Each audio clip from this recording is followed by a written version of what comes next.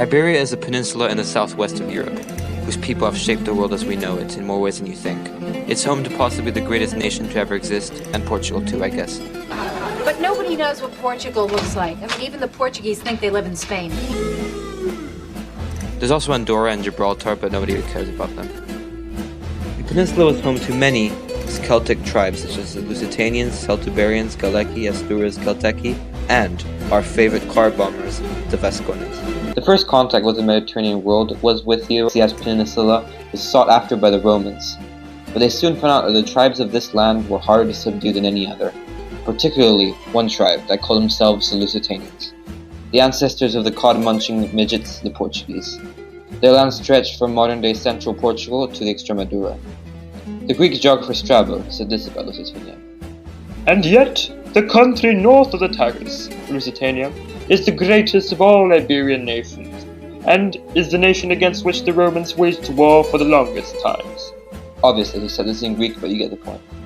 In order to subjugate the Lusitanians, Rome waged 3 wars against them. In the third one of their greatest heroes, Viriatus, a shepherd turned military leader, swore vengeance against Rome for massacring his people. He waged guerrilla war against the Romans for years. This man was so Chad that he always slept in his armor. But, as any heterosexual man does, he allowed his friends to come in and out of his tent whenever they wanted, to awake him for battle. In an act of treachery, Viriatus' friends stuck into his room and killed him with knives while he slept, expecting to be rewarded by the Romans. When they told the Romans what they had done, they executed Viriatus' killers, saying, "Rome does not pay traitors." Kind of pog.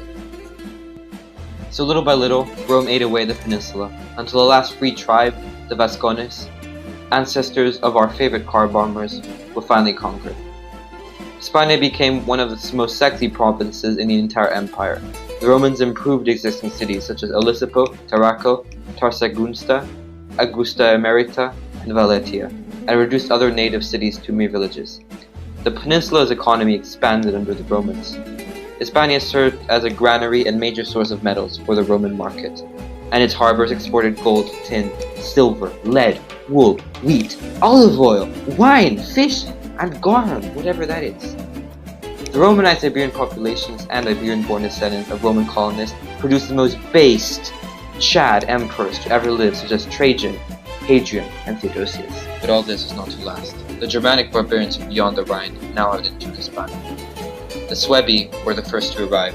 They settled in the west of Hispania, in modern-day Galicia, and northern Portugal. It is due to the Suebi that the northern Portuguese have more blonde hair than in the south.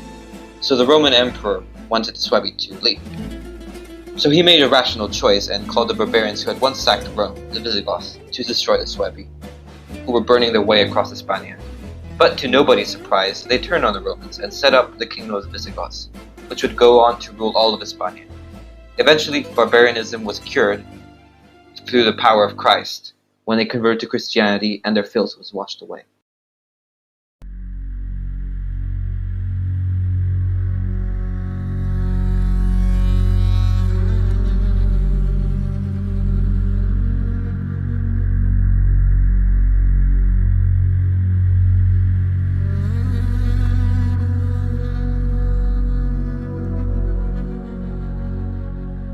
Visigoth Hispania survived until the fateful year of 711, when a new evil arose in Arabia.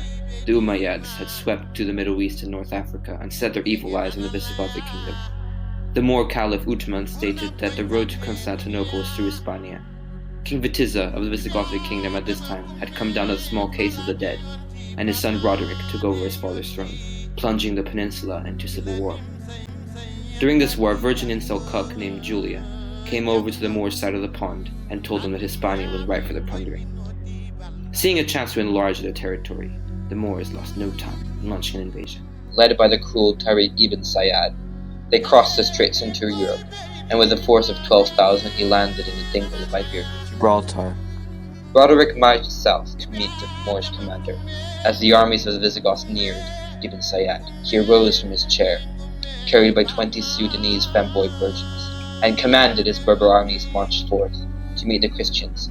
His army had grown to around 180,000. The Visigoth army that faced was 100,000. During the battle, some treasonous cavalrymen promised the Moors to betray their king, for gold and silver. They refused to charge with the rest of the Visigoth army. Seeing this treachery, Chad King Roderick wept as a Moor stood above him and cut off his head.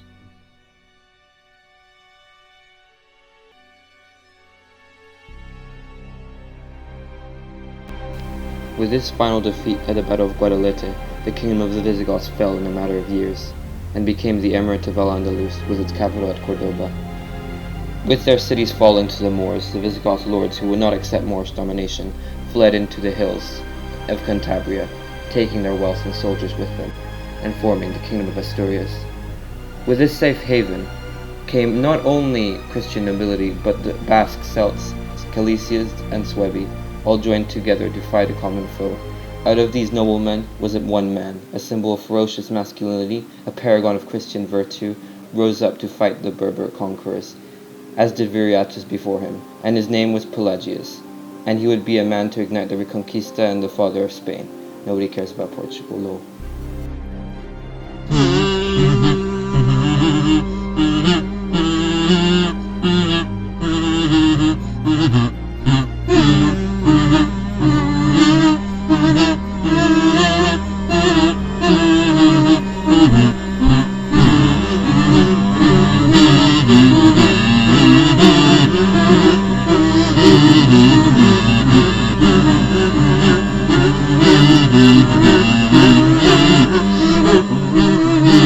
Mm-hmm.